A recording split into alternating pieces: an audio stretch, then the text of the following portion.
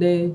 이어서 월북하는 심리학 네. 내용을 다룰 건데요. 이게 앞에 내용이랑도 또 이어질 것 같아요. 미국도 사실은 그런 운동이라는 개념, 시민운동이나 국민들의 항쟁이나 이런 것들 경험이 많지 않은 나라인데도 불구하고 최근에 이 학생들의 활동들이 저항들이 높아지고 있잖아요. 근데 이 월북하는 심리학에 이 파트가 있더라고요.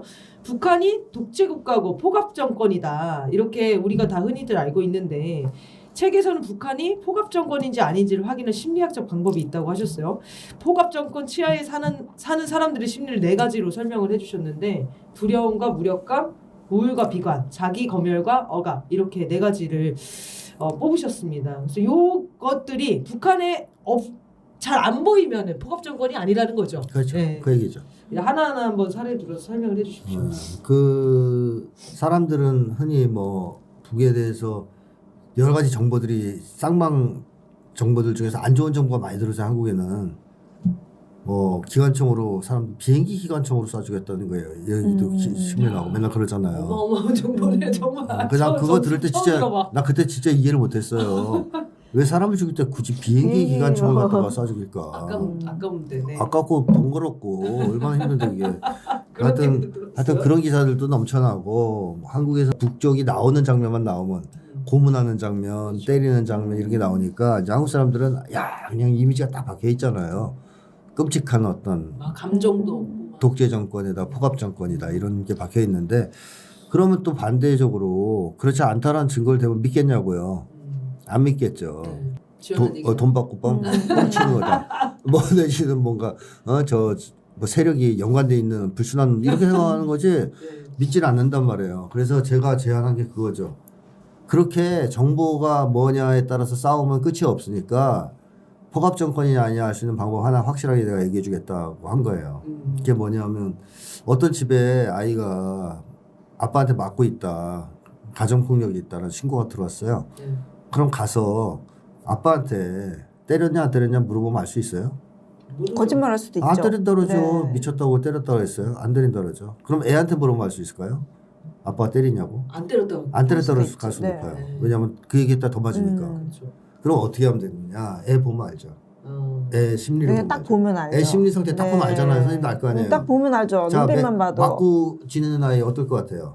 그냥 얘가 초췌하고 눈이 팽하고 초점이 없고. 눈치를 많이 보죠. 어른들 그렇죠. 눈도 아이 이렇게만 하면 이렇게 놀래고 하고. 긴장하고 그리고 어른들 무서워하고 살살 피하고 등등등 딱 보면 알 거 아니에요. 안 맞고 자라는 아이와 맞고 자라는 보시면 알 거 아니에요. 그러니까 심리에서 드러났잖아요. 네. 내가 그 얘기를 하는 거예요. 북쪽 주민들을 보면 안다는 거예요.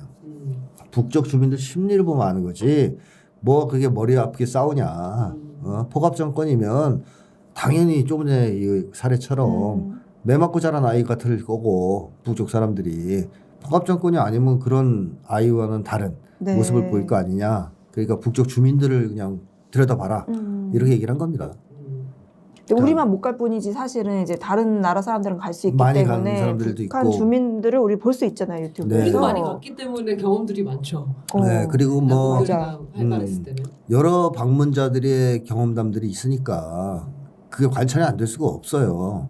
그러니까 이 선생님이 폭력 과정 갔을 때 집에서 아버지도 감추려고 그러고 애도 감추려고 해도 눈에 다 보이잖아요. 그 쉽게 드러나죠. 네. 그래서 예전에 그래서 금강산에 갔는데 네. 대학교 때죠. 금강산에 갔는데 그 안내원들이 너무 친절한 거예요. 그래서 막 편지도 적어가지고 그때는 이제 거의 매일매일 남쪽에서 그 관광객이 온다니까 전달해달라는 편지도 있고, 그러니까 안부 편지, 지령 아닙니다. 안부 편지 이런 것들이 너무 꺼리낌이 없는 거예요. 근데 우리도 그때는 대학생이고 국가범법이 거의 무력화되던 시기니까 아예 인식이 없이 그냥 받아. 지금 생각해 보니까 되게 무서운 얘기잖아요. 지금 깜짝 놀랄 걸요. 그러니까 지금 받았다고 할 수 있는 네. 거잖아요. 근데 그 얘기를 하면은 그때 북쪽의 안내원들이 되게 친절하고 엄청 사근사근했거든요.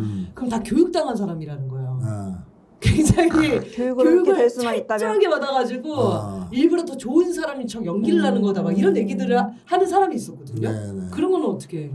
연기도 일부러 시켜주는 한계가 있어요. 연기도 그건 엄청난 배우들을 막 금강산이랑 그러면 이렇게 얘기하면 2,500만 원에 다 배우다. 왜냐하면 여기저기 돌아다니면서 사연들, 증거들 이런 게 막 나올 텐데 그런 것이 일치되는 거는 뭐냐? 사람들이 순박하다. 그리고 뭐 착하다. 맞아요. 노래 좋아하고 네. 밝다. 노래 좋아하고 춤 좋아하고. 그래서 옛날 우리나라 70년대 농촌 사람들 같다. 이런 평가들 많이 네. 하거든요. 그게 대다수의 평이에요. 대다수의. 그러면은 그 사람들이 다 연기자들을 만났을까요? 그렇게 다 연기자라면 그 나라 정말 대단한 그러니까 나라입니다. 트루먼 쇼가 지금 옛날에 그 얘기도 나오더라고요. 어떤 사람이 막 지나가다 대동강을 지나갔는데 거기 중학생들이 오는 거예요. 그 중학생들한테 질문을 했는데 예상 밖의 질문을 받은 거예요. 그랬더니 이제 그걸 보고선 저건 연기다. 그러면 이 사람이 그 자리를 지나갈 걸 예측해서 훈련된 연기로 훈련된 여학생 3명을 대동강 위로 보내서 질문할 거란 걸 기대하고 그렇죠. 눈에 어떤 띄어야 돼, 질문이 또. 할지도 알고 질문하고 그러면 거의 다 대답을 하고 트루먼 쇼네. 야, 그치. 그 정도면요. 북쪽에서 그렇게 배우들을 고용해서 남쪽이나 외부인이 가는 데마다 다 배우를 써서 했다면 그걸 뒤에서 조종 감시하고 통제하고 하는 사람은 얼마나 많겠어요. 그게 가능했기 때문에 지금쯤 거의 세계 정복했을 것 같아요. 그런 걸 하려니 차라리 국가를 봉쇄하겠어. 그치, 그치. 그러니까 그렇게 귀찮은 짓을 하느니 그렇죠. 네, 그게 너무너무 힘들고 어려운 일인데 이제 이쪽엔 편견이 심하다 보니까 그런 얘기를 하는 거고요. 네. 자, 그 개성공단만 해도 남쪽하고 북쪽하고 같이 힘을 합쳐가지고 오랜 기간 같이 일을 했잖아요. 그렇죠. 거기에 이제 노동자들이 있을 거 아니에요. 네. 고용해서 맨날 이제 미싱하고 이런 사람들. 네. 그거 다 연기인가요, 미싱하기? 그게 안 되잖아요. 그러니까 그런 접촉들이 많기 때문에 이제 이 남쪽에서의 지독한 그 불신과 의심 이건 좀 거둘 필요가 있는 거고요. 네. 일단 4가지 차원에서 간단하게 말씀드리면 이 두려움이 있어야 돼요. 독재 정권, 포갑 정권을 겪으면 무서워합니다. 특히 누구를 무서워하겠어요? 정부, 윗대가리. 국가기관. 국가기관 무서워하겠죠. 그래서 국가기관을 대하는 태도를 보면 알 수 있어요. 근데 북쪽 사람들을 만났던 사람들이 한 증언들을 보면 뭐 그 현대에서 그 경수로 지으려고 네네네. 넘어가서 이렇게 북쪽에 한 1년 거의 가까이 체류했던 분이 쓴 그 책이 있거든요. 지금은 없어서 못 구할 거예요. 저는 그거 갖고 있는데 하여튼 그 책에 무슨 얘기가 나오냐면 이분은 진짜 모르는 사람인데 가서 겪은 거지. 근데 시골에 운동회가 있다 그래가지고 구경 가고 싶은 거예요. 뭐 휴일날. 그래서 시골 운동회 좀 보러 갑시다 했더니 이제 갔어요. 근데 거기 갔는데 정부 관료랑 같이 갔을 거 아니에요. 나름 급이 높은. 근데 사람들이 신경도 안 쓰더랍니다. 인사 안 하려고. 아무도 인사도 안 하고 야 바빠 저리 가. 뭐 거의 그런 분위기. 우리는 막 온다고 하면 난리 나잖아요. 그러니까 이 사람은 주민들이 좀 무서워하지 않을까. 이 관료가 가면 마을 잔치인데. 근데 전혀 그런 게 없어가지고 좀 오히려 놀랬다. 찬밥 대우 하더라. 찬밥이더라. 그래서 그 사람도 주민들의 동의를 뭐 받아야 되더라. 뭐 이런 게 있고. 그 다음에 또 남북 간에 뭐 그 당시 한참 뭐 돕기 운동 벌어질 때 고난행군 때. 네네. 그걸 하던 사람이 북쪽 관리한테 이거 제안해서 하자 그러니까 이 사람이 안 된다고 그러니까 아니 그럼 당신이 지시를 내리면 되지 않냐 그랬더니 무슨 소리 하냐고 내가 지시 내리면 밑에서 들고 일어나가지고 난리가 난다. 우리는 그렇게 일 못한다. 그래서 이 사람 깜짝 놀랐다는 거예요. 지시와 명령 이로 움직이지 않는다는 거예요. 그렇게 해서 내리먹였다가는 당장 들고 일어난대요. 제소하고 항의가 들어오고 막 신소제도 네. 거기에다 이제 바로 이제 들어가는 거지. 그게 이제 몰래 이렇게 네. 그 상급 기관으로 넣는 거더라고요. 그렇습니다. 네. 그리고 신소를 받으면 무조건 그걸 해야 돼요. 네. 처리해야 되고. 처리해야 돼요. 결과를 알려줘야 되고. 자, 그래서 사람들이 관리가 있어도 정부 관리가 있어도 별로 무서워하지 않는다. 뭐 이런 것들이고 그다음에 뭐 감시 얘기하는 사람들이 많은데 어쨌든 제가 그거는 김현희 씨라고 그 예전에 만났을 때 물어본 적이 있어요. 감시당한 기억이 있냐. 그러니까 누구한테요? 그래가지고 아니 뭐 정보기관이나 뭐 어쨌든 왜 하는데요 감시를? 대화가 잘 안 되더라고. 아예 그게 없어. 개념이 없어요. 그래서 자기 그런 느낌을 남쪽에서 처음 받아봤대요. 그렇죠, 그렇지. 남쪽에서 조사받고 거기 정보기관이 막 따라다니고. 따라다니고 그때 처음 느껴봤대요. 그 전까지는 그런 경험이 없었다. 이렇게. 근데 이게 선생님 전에도 얘기했는데 이게 사회주의가 이제 어쨌든 계획 경제고 효율 중심으로 하면은 감시가 너무 손해잖아요. 그러니까 아무 일도 일어나지 않는 사람 따라다닌다는 게 얼마나 그 배치하는 건 아깝죠. 노동 손해니까. 맞습니다. 그렇게 이해하니까 이 모든 사람들이 잘 이해가 돼. 노동력 손해를 왜 해? 문제를 일으킨 사람이라면 뭐 그렇죠. 볼 수는 있겠지만 일반적인 주민들이 다 감시한다? 이거는 너무 말이 안 되잖아요. 그래서 사람들은 전제 조건이 북쪽 정권은 국민들을 굶기고 자기들만 잘 먹고 잘 사는 정권이라고 생각하잖아요. 그걸 전제로 까니까 그런 자꾸 생각이 그런 있죠. 생각을 하는 건데 한국 사람들이 잘 모르는 두 가지가 있어요. 하나는 북쪽은 독립운동가들이 세운 정권이에요. 아무리 그래도 남쪽은 친일파가 세웠다면. 그래서 해방 이후에 친일파를 확실히 청산했습니다. 일본은 식민 잔재를. 그러니까 그 당시 해방됐을 때 지지가 높았겠어요, 낮았겠어요? 좀 높았겠죠. 국민들 지지가 높았어요. 남쪽은 친일파를 청산하지 않아서 이승만 정권이 욕을 많이 먹은 거 아닙니까? 근데 북쪽은 독립운동가들이 와서 깔끔하게 친일 청산을 했단 말이에요. 거기서 정통성이 확보된 게 하나가 있고, 그다음에 또 하나는 그래도 북쪽이 사회주의 정권이잖아요. 아무리 말이 많아도. 사회주의 정권이면 누구를 위해서 정치를 주로 하겠습니까? 노동자 농민이죠. 그래서 해방 직후에 남쪽으로 내려온 사람들이 다 노동자 농민들이 내려왔습니까? 아니죠. 지주, 지주들이나 자본가, 지주, 친일파. 못 견디고. 그다음에 이제 극단적인 종교인들 이런 사람들이 뭐 못 견디든 아니면 지뢰 겁먹고 내려오든 내려온 거예요. 노동자 농민들은 안 내려왔죠. 오히려 토지개혁해서 좋아했죠. 그리고 남쪽의 토지개혁도 북쪽에서 했기 때문에 하게 된 거예요. 나 북쪽에서 토지개혁했다는 소식이 들려오면서 남쪽 농민들이 난리가 났거든요. 그 당시 구호가 직접 그런 게 나왔단 말이에요. 북과 같은 토지개혁을 실시하라. 그래 조봉환 선생이 이승만 설득해가지고 한 게 남쪽의 토지개혁 아닙니까? 그러니까 그런 걸 보면 국민들 일반 민중들의 지지가 높았을까 낮았을까? 높았겠죠. 높았다는 거죠. 이 두 가지를 한국 사람들이 전혀 이해를 못하기 때문에 그거는 팩트잖아요. 네. 팩트인데 네. 그 두 가지 이해를 못하니까 백성들은 계속 정권을 싫어할 거고 정권은 그런 백성들을 진압하기 위해서 때릴 거라고 생각하는 거예요. 근데 절대 다수는 상당 정도 지지하고 지금도 지지율이 높아요. 그렇죠. 네, 지금은 사실 되게 어려운 시기까지 다 겪었는데. 극복하고 넘어서 왔기 가지고. 때문에 더 네. 지지도가 높을 것 같아요. 네, 그러니까 굳이 때릴 이유도 없고 국민들로서는 굳이 저항하고 반대할 이유도 별로 없다. 이거를 한국 사람들은 잘 이해를 못하고 안 하려고 그러는 거죠. 그다음에 또 하나는 이제 무력감. 이거는 많이 맞다 보면 무력해지잖아요. 막 공격당하고 확대당하다 보면. 네. 그렇게 되면 사람들이 대체로 뭐가 문제냐면 삶의 목표를 상실하거나 목표가 되게 낮아져요. 그냥 먹고 사는 정도 수준으로. 그래서 의욕도 없고 네, 뭐 될 거라고 생각 안 하니까. 해봐자 소용없다고 생각하니까 호기심도 줄어들고 한마디로 이제 풀이 죽은 모습을 보이거든요. 근데 북쪽 사람들이 무력감이 심하지는 않다라는 것을 확인할 수 있는 대목 중 하나가 이 사람들 궁금증이 너무 많고 질문을 너무 동의해. 질문을 너무 많이 하거든요. 왔어, 느낌 왔어. 왔어요? 네, 진짜. 남쪽 정말 사람들이 그 기계 하나 가져가서 설명해 하면 난리가 안 되잖아요. 이 사람들 생각은 노동자들이 무슨 질문을 하겠어. 기계는 어차피 돌아가는 건데. 그러니까 대충 형식적으로 하려고 갔는데 막 사방팔방 질문에다가 막 따라오기도 하고 질문하려고. 진짜 궁금해. 난리가 아니라는 거예요. 네. 그래서 열의가 대단하다. 이거는 한국인들만의 증언이 아니고 외국 교수들도 가서 가르치는데 네. 학생들이 그렇게 질문을 많이 한다. 찾아와서 막 항의하고. 네. 그러니까 따지는 게 아니라 이제 학문적으로 당신이 가르친 거 이런 거 문제가 있는 거야. 이런 식으로. 신기하다 그건. 그래가지고 외국 교수들도 그건 다 인정하더라고요. 학구열이나 이런 게 보통이 아니다. 그리고 진짜 과감하게 질문을 한다. 무력한 아이들은 절대 할 수 없는 네. 거죠. 그래서 한국 관리자들도 개성공단에서 조금만 잘못하면 항의를 그렇게 많이 받았답니다. 초코파이 왜 쟤만 줬어? 뭐 이런. 넘어가지 않아. 왜 네. 공정하게 나눠주지 않고 쟤는 저쪽만 준 거야. 의도가 있는 거 아니야?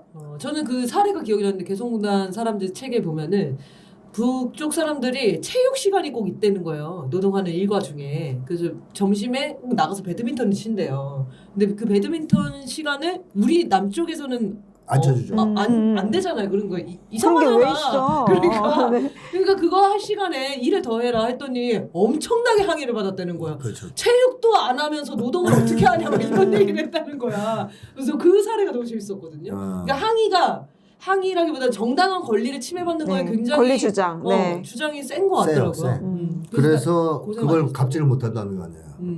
개성공단에서 가장 크게 문제가 됐던 것 중에 하나가 도제식 교육을 하려고 그러다가 도제식 교육? 도제식 이렇게. 교육이 이제 그 우리 옛날 공장 다닐 때 쓰던 얘기를 빌자면 우리 기술 배울 때는 벤치로 맞아가면서 배웠어.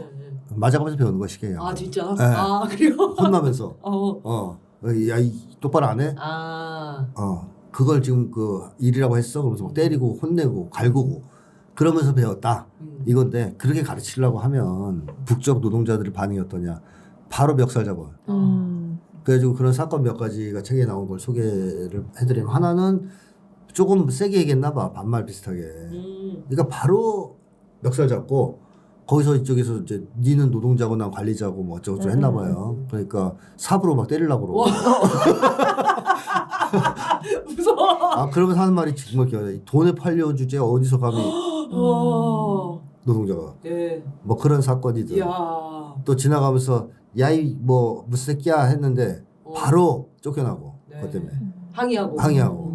뭐 이런 것들을 보면은 그러니까 무력감이 심한 사람들이라고 보기 좀 어렵다. 이제 전반적으로 아이들도 보면 뭐 좀 그렇고요. 그다음에 우울과 비관도 심하지 않은 것은 뭐 많이 맞고 자라고 독재 정권 취한 사람 다 우울하잖아요. 그렇죠. 예, 그렇죠. 그래서 우울하고 미래가 안 비관적이고 보이는데. 뭐. 그래서 70년대 노래들 얼마나 우울해요 지금 들으면. 예, 그래서 그런 거구나. 김민기 목소리도 우울하잖아 그 사람은. 그러니까. 붙이지 못한 막 이런. 친구 이런 거 부를 때 목마름으로. 막 노래 들으면 막 목소리만 들어도 울 것 같은 뭐 송창식도 우울해요 분위기가. 그러네. 70년대 다 우울해. 이수만도 우울했어 그때는. 그런 걸 그런 정서라서 그런 사회가 유행이죠. 네. 우울했어요 전반적으로. 그래서 그런 노래라도 들어야 우울감을 달랠 수 있는 그런 시대였던 거죠. 자 근데 북쪽 사람들은 그다지 우울하진 않다는 것이 어디서 드러나냐면 뭔가 남쪽으로 치면 화를 내거나 좌절해야 될 만한 사건들이 터졌는데 그때 이 사람들 굉장히 그걸 여유 있게 처리한다는 거예요. 그래서 그 아까 그 현대 사람이 쓴 글에 재미있는 게 나와서 소개해드리면 북쪽 사람들이 남쪽 사람들이 많이 오니까 그때 경수로 짓는다고 막 네. 뻔질나게 들락날락 하니까 쉽게 하면 뭐 이용원 같은 걸 지은 거죠. 그 마사지도 받고 머리도 깎고 밥도 먹고 하는 그런 오락시설 같은 거. 네. 그 직원 남쪽 직원들을 사람들 위한 대상으로. 그러면서 이제 열심히 막 선전하면서 지었다는 거예요. 네. 그래서 거의 완공됐대요. 그러면서 그 관리자, 거기 책임자가 그 남쪽 그 기술자한테 이거 지으면 남쪽 사람들 많이 오겠나? 막 이제 이렇게 물어보기도 하고 그랬다는데, 이 사람 뭐, 네, 오겠죠. 뭐 이랬는데, 어느 날 밤에 거의 불난 거지. 다 거의 만들어 놨는데 불나서 싹 타버린 거예요. 진짜 불이 났다고. 네, 진짜로. 네. 이 사람 막 거기를 가면서 이게 이해되는 거예요. 그 사람들이 거기에 얼마나 큰 기대를 걸고 있고 열심히 이걸 지었는데 그게 탔으니 얼마나 실망하고 지금 예민해져 있을까. 그래서 난 가서 뭐라고 위로를 해줘야 될까. 이런 걱정을 하고 막 간 거예요. 그때 가니까 이제 그 관리 책임자 거기 이렇게 지켜보고 있더래 불난대로. 이 사람이 이제 빨리 꺼야지. 옆에서 이거 심려가 커지겠습니다. 어떻게 하면 되니까. 위로를 했는데. 그랬더니 혹시 당신이 지는 거 아니야? 뭐 이렇게 농담을 하더라는 거야. 이 사람은 이제 거기 농담 타임이 쫄았어, 아니니까 엄청. 너무 놀란 거지. 네. 아닌데요, 뭐 이러니까 뭐 웃으면서 농담이야. 긴장하고 그래. 이러면서 어떻게 하면 좋겠습니까? 그러니까 뭐 다시 지으면 되지. 그럼 이야. 거기 이 사람이 이제 기분이 맥이 확 풀렸다는 거예요. 그래서 이게 이렇게 심각하게 생각하지 않다니. 문제 너무 이제 그런 것이 심해도 문제겠지만 그럴 때 그렇게 막 날 길길이 뛰고 너 누가 여기 보초 섰어 네, 이런 우리 상상에는 지금 끌려갔죠. 그런 네. 문제는 아니더라. 그냥 웃으면서 뭐 다시 지으면 되지 안타깝지만 하는 분위기 이런 얘기를 했다는 대목도 나오고 그 다음에 그 일본의 그 유명한 작가가 있어요. 유밀인가? 근데 그 사람이 애들 데리고 북을 가서 평양에서 이 안내원이 무슨 공연을 끄는 거예요. 근데 공연을 끊고 그 안내원이 뭘 잘못해가지고선 시간을 못 맞춰간 거지. 그러니까 예를 들면은 저녁에 6시 시작인데 착각해가지고 7시에 갔던가 뭐 그러고 간 거예요. 이제 그러고선 그 안내원의 통역가까지 해서 이렇게 우르르 갔는데 보니까 시간이 지났네. 그러니까 북장에서는 절대로 이제 못 들어간다 이거예요. 공연 중에는. 그러니까 이제 그거를 그 실수한 사람이 있을 거 아니에요. 네. 그 화를 낼 만한 상황이잖아요. 그렇죠. 네. 그래서 이제 이분도 난리 긴장을 나요. 했다는 네. 거예요. 그랬더니 여성인가 하여튼 젊은 여성이 그 실수한 사람한테 농담을 하면서 놀리더라는 거예요. 표 그거. 그랬더니 막 같이 둘이서 낄낄대고 웃더라는 거예요. 그래가지고 약간 이상한데. 그러니까 자기들도 좋은 같이 사람 만나요. 처음 사람 만나요. 그래서 자기들도 같이 막 웃었다는 거예요. 거기서 네. 분위기가 막 이제 풀리면서 그래서 아유 뭐 이런 실수를 당하고 참 죄송합니다. 이렇게 사과는 했는데 하여튼 그냥 그런 위기 상황에 웃어 넘기는. 그러니까 이게 화가 많이 나는 사람 같으면 그 당시에 이제 그럴 때 머리채 잡거든요. 그렇죠. 예민하죠. 근데 그런 모습이 많지 않다 이런 거고. 근데 이런 거 사람들이 농담을 진짜 많이 해요. 네, 농담 많이 해요. 그런다대요. 특히 네. 성희롱을 진짜 많이 해요. 성희롱이 아니라 육담, 육담이라고 하죠. 육담이라고 해요. 네. 성과 그거를- 관련된. 그거를 아. 좋아요. 너무 자연스럽게 쳐서 아예 알아들을 수 없을 정도로. 아, 너무 궁금하네. 야너나 장난칠 거야 이런 것도 아니야. 그냥 그냥 습관이 특단자. 습관. 그래서 들을 때마다 놀라웠던 점이 많거든요. 그 나이 드신 분들 얘기로는 이분들이 넘어갔을 때가 50대, 60대 이럴 때잖아요. 20대 젊은 여성이 와서 그런다는 거예요. 아 그래요. 욕답을 팍팍 쏜다는 거야. 아, 이 남녀 상관없이. 그래가지고 이 남녀노소. 아저씨들이 당황해가지고 막 얼굴 빨개지고. 그 재밌어요 정말 사람들이. 근데 하여튼 그렇게 농담도 좋아하고요. 그 다음에 네. 전국적으로 다녀보면 애들이 항상 뛰어다니는 모습을 본다는 거예요. 막 아이들이 깔깔거리고. 즐겁다. 아이들이 깔깔거리고 뛰어 극장에서도 쉬는 시간만 되면 뛰어다니고 별 제지도 안 하고. 네. 근데 걔네들은 또 특징이 그러다가도 공연이 시작하면 정확하게 앉아서 본대요. 근데 쉬었다 규율을- 쉬는 시간이다 그러면 막 뛰어다닌대 애들이. 그래서 뭐 전국을 관찰하고 돌아다니는 이런 사람들 얘기로는 어느 곳에 가도 애들이 그렇게 논다 이거예요. 시끄럽게 막 활발하게 뛰어다니면서 그런 거 봐도 우울하고 비관한 네. 이제 분위기는 좀 아니다 이런 건 이제 알 수 있겠죠. 듣다 보니까 되게 낯설어 갖고 그 무슨 상황이야 이랬는데 생각해 보니까 우리가 드라마 같은 거 보면은 뭐 백화점 직원 뭐 조그만 잘못해도 막 엄청 막 이렇게 하잖아요. 그러니까 어떤 상황이 생기면 적어도 이 일이 인간의 존엄을 막 이렇게 할 정도로 하지 않는다 뭐 그런 맞아요. 뉘앙스일 것 같아요. 뭐 분위기 좋은 가족도 이래요 보통. 예를 들면 우리 어머니가 옛날에 특징이 산에 올라가서 꽁치 통조림으로 찌개를 끓였는데 캔 따는 걸 안 가져갔어요. 아이고. 요즘하고 달라서 그때는 캔 따는 걸 안 가져면 못 따요. 네. 그래서 내가 그거를 어릴 때 돌로 깨려고 그 꽁치 통조림 찌개를 먹고 싶어서 못 깨지. 그래서 김치만 먹었어. 그런 슬픈 일들이 있는데 근데 화 안 냈어. 근데 화 안 냈어요. 그냥 웃으면서 우리 어머니 그렇지 뭐. 맨날 차도 밖에서 키 꽂아놓고 문 잠그고 가방 잠겨 있어. 많이 있었죠, 예전에. 옛날 차는 그런 게 많았어요. 많이 있었죠. 그렇지. 그럼 그냥 웃어 그냥. 아유 또 그런 그러니까 관계가 좋고 여유가 있으면 그렇게 맞아요. 되는데 관계가 좋으면 안 그렇죠. 그러면 그때 폭발하거든요. 맞아요. 그렇죠. 막 어머니한테 죽어야 뭐 이제 어머니는 벌써 몇 번째야 뭐 이러기도 하고 막 그러는데 그런지는 않는다 이런 얘기죠. 그렇죠. 뭐 그다음에 그 개성공단에서 오래 근무한 한 2, 3년 거의 근무한 분의 그래 그게 나와요. 북쪽 노동자들이 한 번도 화내는 걸 본 적이 없다. 그런 얘기. 아까는 엄청 화내던데. 그 뭐 권리 주장 항의 이거는 그런 거 하는데 그런 거만 네. 화내죠. 싸우고 화내는 걸 본 적이 없다. 자기들끼리. 짜증 같은 경우. 짜증. 자기들끼리 싸우고 짜증내고 화내는 걸 본 적이 없다. 그래서 참 사람들 흥미롭네요. 성품이 좋다. 자 그런 얘기를 이제 뭐 하더라 이런 얘기죠. 네. 그리고 마지막에 자기 검열 억압은 뭐 우리 한국 사람들은 아유. 무슨 얘기만 하려고 그러면 생각하잖아요. 오늘도 10번은 했습니다. 10번 했어요. 네. 그렇군요. 아저 그거 좀 해요. 뭐 무슨 얘기 나오려고 하면 순간 안 하시는 것 같지만 합니다. 저 안 하는 것 같잖아. 그래도 한다니까요. 네. 너무 불편해요. 사는 게. 방송에서 해줘야 돼. 해줘야 돼요. 불편해요. 근데 어쨌든 이 탈북자들이 남쪽에 와서 제일 적응하기 힘든 거. 입단속하는 거. 글 쓰는 거 조심하는 거. 이게 제일 힘들대요. 그러시죠. 그렇죠. 그러겠다. 그러니까 이 사람들은 대체로 그런 하고 싶은 말이 있을 때 막 한다는 거거든요. 막 하는 편이다. 그게 습관이 안 돼 있으니까 네. 와서 힘들다는 거예요. 그걸 검열하는 게. 근데 사실상 되게 불편해요. 네. 맞아요. 이게 지적을 받는 것보다 자기 검열이 더 힘든 거잖아요. 그럼요. 와, 너무 힘든 왜 이렇게 일이죠. 공감해? 왜 이렇게 공감하시는 전 거예요? 육담도 못하고 요즘. 여러 가지 어려운 게 많아요. 그래요. 저도 자기 오면 세상에 많이 하는 육감 편입니다. 좋아하시는데 육감도 못하시고. 제주도 사람이라. 네. 네.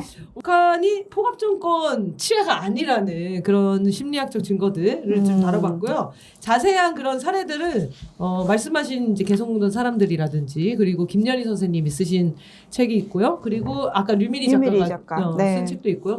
우리만 빼고 다 북에 수 있기 때문에 다양한 경험담들이 많이 있으니까 한번 그런 사례들 속에서 찾아보시면 좋을 것 같습니다. 자, 이제 월북하는 심리학이 다음 방송에서 아마 마지막이 될 것 같습니다. 오랫동안 들어주셔서 감사하고요. 또 궁금한 게 있으면 댓글 달아주십시오. 자, 그러면 오늘 방송 이렇게 마무리하기 전에 여러분의 미칠 것 같은 사연과 고민 기다립니다. 아래 메일 주소로 보내주시고요.